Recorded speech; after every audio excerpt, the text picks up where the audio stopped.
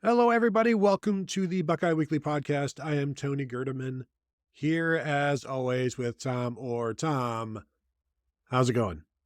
Tony, we get to do another show with 30 seconds of notice. It's great. Everything's great. It's a nice, predictable, easy, relaxing end of the season for us.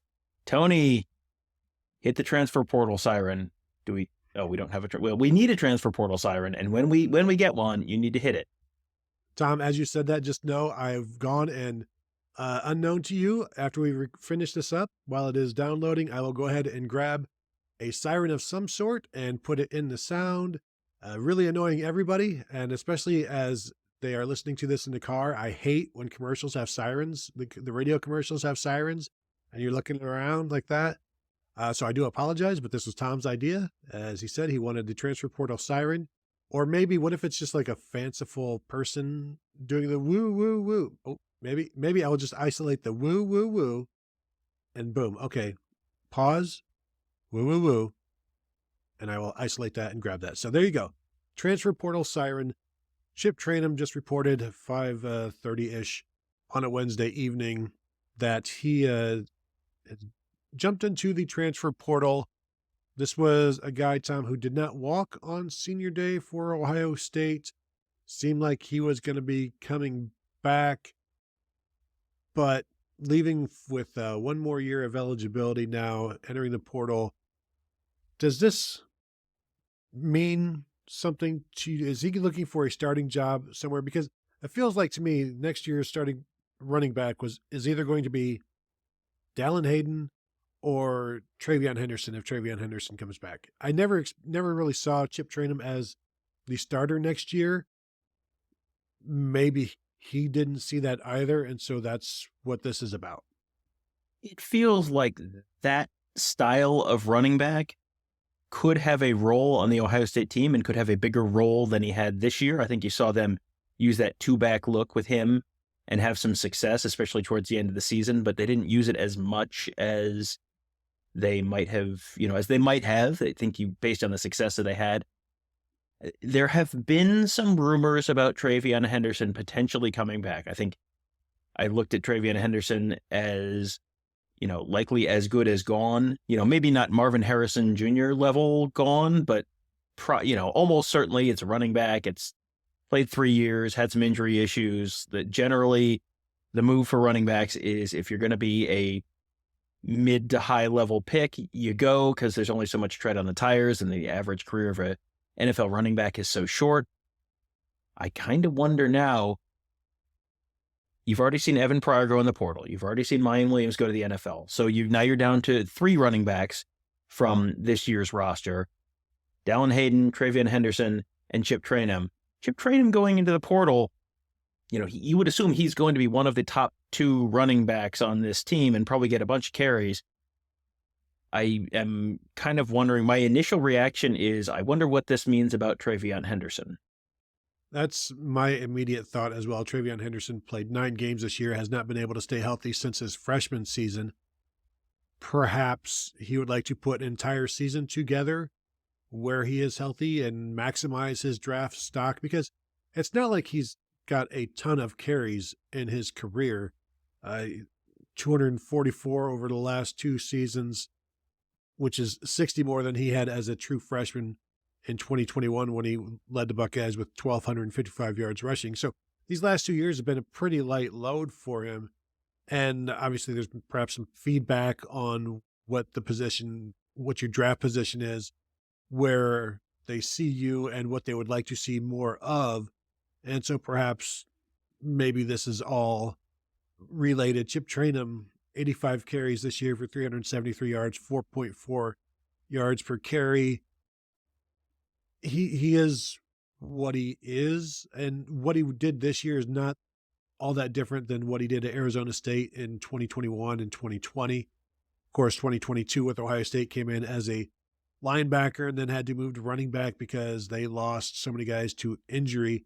Now he'll go into the portal, and he's going to get a rousing recommendation. I don't think anybody's going to say a bad word about him. in the portal as people are doing they're checking on him and vetting him, I think you're only going to have outstanding positive comments from coaches, teammates, those in the know about him. Yeah, he was someone who got just sort of universal acclaim as a teammate, as a player, just did what he needed to do, a lot like Cade Stover, where Cade Stover bounced around a bunch in terms of position. And wherever he was, you never heard anything bad about Cade Stover. And that was very much the same with Chip Trayanum. Wanted to be an Ohio State running back coming out of high school. Ohio State wanted to play linebacker. He said, fine, I'm going to go to Arizona State and play running back. And then decided, okay, I would rather go play for Ohio State, even if it was at linebacker. And then if Ohio State eventually said, well, you may have been right, and moved him back to running back. So he did the reverse steel chambers just without a transfer. But he's someone who has done whatever they've needed. He had the long run against Michigan. It was only 12 yards, but the drive where they were really running over Michigan in the third quarter, there was a lot of Chip Trayanum in that drive. And it seems like, we're going to, after we release this one, we'll have a show where we talk about Ohio State's quarterback position in the future. With the 2024 quarterback, whether it's Devin Brown or Lincoln Keenholz or someone that comes through the portal like Cam Ward or whoever else it is, odds are that's going to be a more mobile quarterback than Ohio State had in 2023, because Kyle McCord was many things, but he was not a threat to do a whole heck of a lot with his legs. So you wonder how that maybe changes, does that change the style of offense they're running? Does that change what running backs are being asked to do? Because it feels like a more mobile quarterback would seem to be a good thing for the Ohio State running back room in terms of maybe you've got to get that +1 in the run game. And even if it's just a read, even if it's just a straight give, and you have the quarterback kind of carrying out the fake and being a legitimate threat to run, that feels like that might take one guy out of the box to run between the tackles. So I would think it's going to be a decent year for the Ohio State running backs. Offensive line should probably be better next year. So I'm a little surprised by this, and it just all of this stuff. The more I'm talking about it, the more I feel like this might tell me more about some of the other two guys in the Ohio State running back room than it does necessarily about Chip Trayanum. Yeah, and as much as we hate to project things, if we see Dallan Hayden jump into the portal, and I guess that answers the question about TreVeyon Henderson, but we'll continue to wait. And hey, guys are allowed to announce that they're coming back. They are allowed to do that, and I think you'll start seeing that as well. And this since the COVID year, even like the 4th year and 5th year seniors now announce whether they're coming back or not. So we are to that point now where we're going to start hearing guys make their decisions. We'll be talking to Marvin Harrison on Thursday about the Heisman, being a Heisman finalist. I would expect him to make his future known at that point, even though like at this point, why not talk about it? Your season is over, essentially. So these kinds of announcements will happen. And it is interesting that you had 12 guys jump into the portal when it opened, or from before it opened to the day it opened. And then we go Tuesday. Oh, we go an entire day without anybody jumping in the portal. And it feels like we went like a week without anybody in the portal, but no, it was one day without anybody jumping in the portal. And now feels like maybe there's more information given or gotten that led to this. Well, I think the blast of guys you saw going out on day one on Monday, we kind of had a list of, hey, keep an eye on these names. And boy, there were a lot of names off of that list that were just, that's not us being necessarily even told like, hey, this guy, it's just kind of, you can do the math at this point. You kind of know what the formula is for someone who's not getting a lot of playing time and doesn't have a real clear path to the field. That type of guy leaves generally after 2 to 3 years. There were a lot of those guys in the portal on Monday. The easy decisions. Now you're probably getting, the easy decisions and also literally the starting quarterback. So welcome to 2023. But now you're getting into the guys who are a little bit more of a little bit more of an actual decision, a little bit more potentially hinging on someone else's decision, hinging on what they're expecting to come in the future. that's where it gets a little more complicated. That's where it maybe takes a little more time. So, yeah, this is not, I would say if Chip Trayanum told them in 7 to 10 days, no, I changed my mind, I'd like to come back,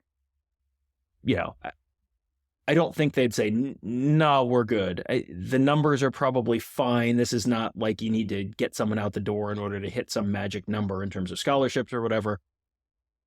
I think they would probably not mind having him back. They've got 3 freshman running backs coming in if all 3 of the currently committed guys end up signing.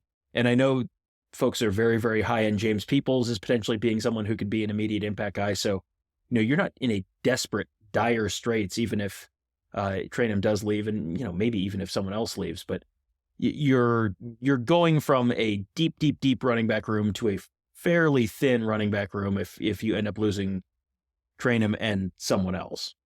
Well, and there's a ton of concern right now that Jordan Lyle, the running back commit out of St. Thomas Aquinas, yes, I get that, yes, that he will eventually flip to Miami.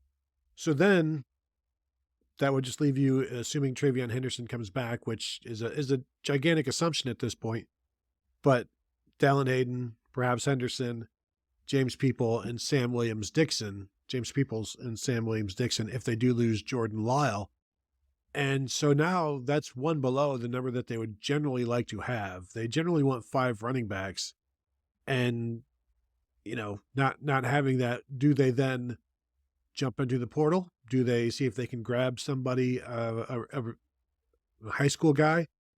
I don't know if they want to do that necessarily. I think they're already looking. They could probably bring in 5 running backs in 2025.